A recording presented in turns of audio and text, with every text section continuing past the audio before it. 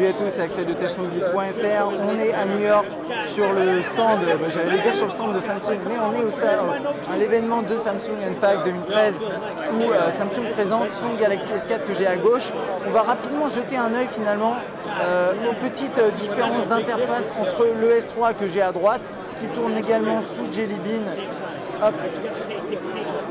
On va commencer déjà par voir la différence. Bon, au niveau, voilà, il tourne sous Jelly Bean 4.1.1. Là, on est en 4.2.2.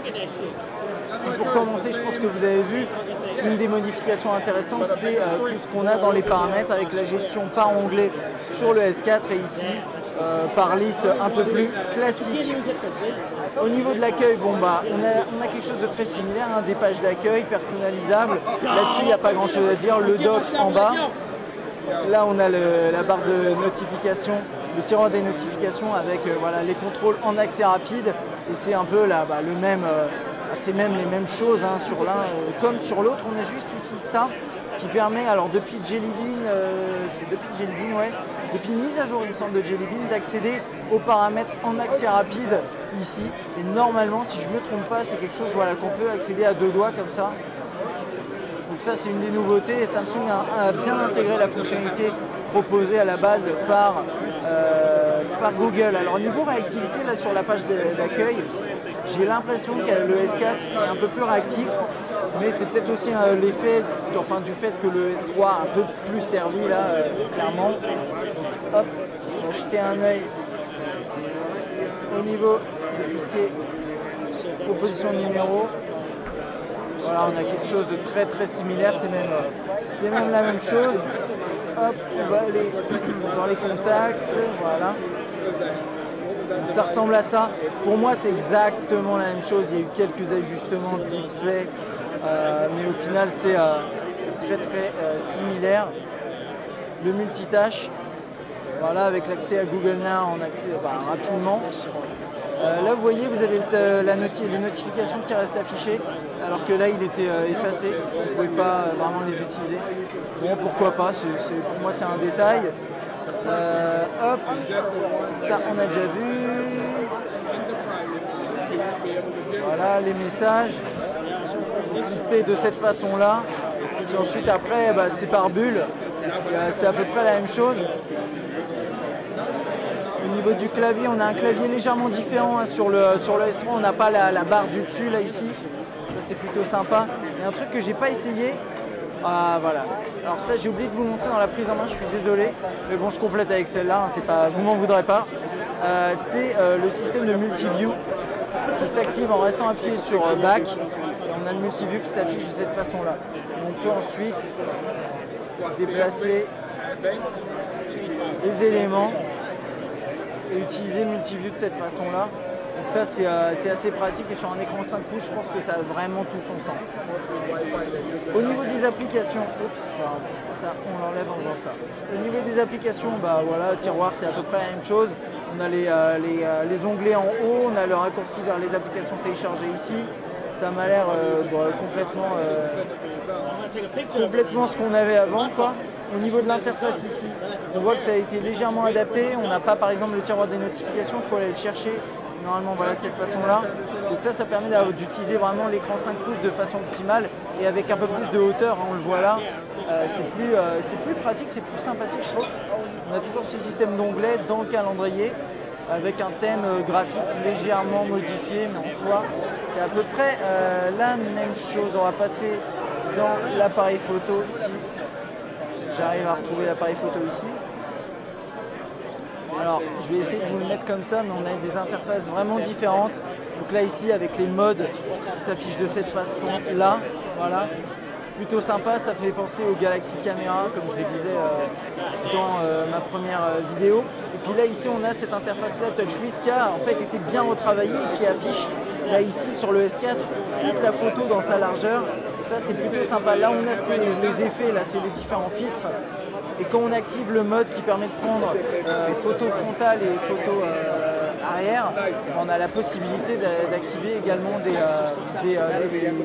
thèmes. C'est ce genre de choses. Donc ça, on aura l'occasion de, vous inquiétez pas, de tester tout ça. Il y a autre chose qui est intéressant, c'est qu'on peut prendre une photo et une vidéo, pas en même temps, mais sur la même interface. Et là, ici, on a un petit switch qui classique TouchWiz. Ok, on va continuer. Alors les emails. Voilà. Donc là, on a vraiment deux thèmes. On a le AirView ici. Là, bien sûr, on n'a pas le AirView. Moi, personnellement, je préfère largement ce qu'on a sur le S4. C'est beaucoup plus sympathique. Là, sur le S3, c'est en noir comme ça. C'est pas très sexy. Enfin, c'est pas ça. C'est un peu moins agréable à l'œil, je trouve. Et là, on a la boîte de réception combinée qu'on avait aussi également. Là, vraiment, Samsung a retravaillé TouchWiz. Pas de façon intensive, mais quand même, hein, c'est assez marqué là avec AirView, c'est vraiment sympa. Ok, la galerie. Donc, qui se rapproche beaucoup plus, d'après moi, de ce qu'on a vu voilà, sur un Note, avec le système de vignettes sur la gauche. On ne trouve pas ici sur le S3, donc avec le défilement latéral comme ça. Bon voilà, ça, ne vous inquiétez pas, on le verra plus en détail. Il y a un truc que j'aimerais bien voir, c'est tout ce qui est relatif à la vidéo. If you want, there's one right there. Sorry. Juste voilà, il y avait quelqu'un qui faisait la queue depuis, je sais pas, 20 minutes derrière nous et j'avais un peu pitié parce qu'on est loin d'avoir terminé, je pense. Donc, pardon. Donc voilà, ça c'est de, je sais même plus de quoi je parlais, ça c'est parfait. Ah oui, je voulais vous montrer des vidéos et je voulais voir un petit truc. C'est le lecteur de vidéo sur le S4, voilà, avec Pop-up Play, qu'on retrouve bien sûr sur le S3. Je vais juste vous le lancer vite fait.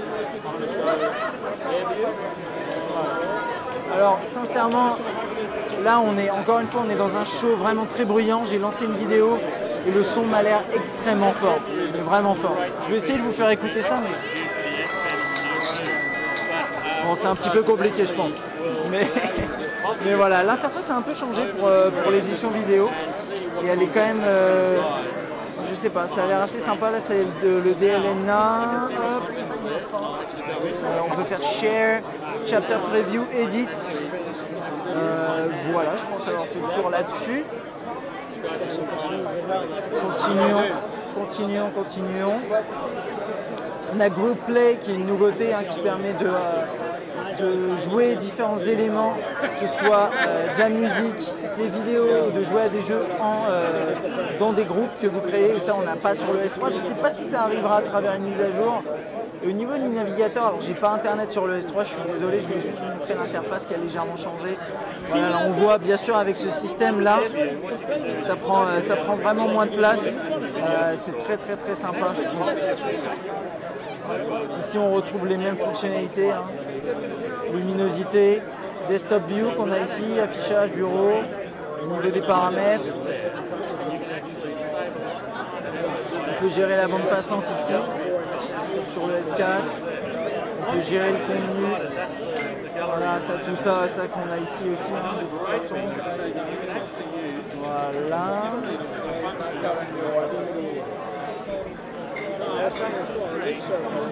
Que dire de plus? Je pense qu'on a fait à peu près le tour, hein, sur ce petit comparo rapide, hein, entre... ah oui, je voulais juste vous montrer aussi S-Memo, comment il est sur l'un comme sur l'autre. Donc là, hop, on a aussi les deux mêmes options, hein. On peut dessiner et écrire, enfin, écrire du texte, entrer du texte. Là, on a quelques exemples ici. Et ici, on a une interface qui n'est pas exactement la même, hein, qui ressemble pas mal quand même. Genre, hop, là, voilà, on a ce système-là, là, ça, la couleur, là. Voilà, là, c'est géré dans des pop-up différentes. Là, c'est dans une seule fenêtre. Désolé pour la voix derrière, il y a un mec qui porte pas mal au niveau de la voix. Ok. Et là on a S-Translator qu'on n'a pas sur le S3.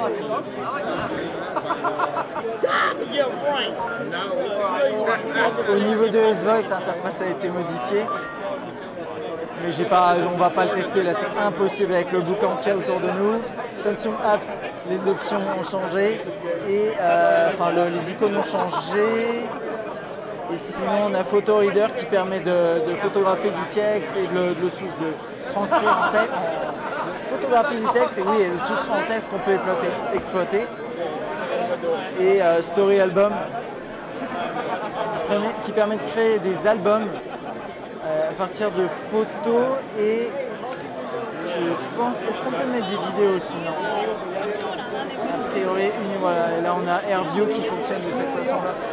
Voilà, ça c'est photo Story Album. Voilà, donc ça c'est à peu près tout ce qu'on pouvait dire aujourd'hui sur ce Comparo S4, S3.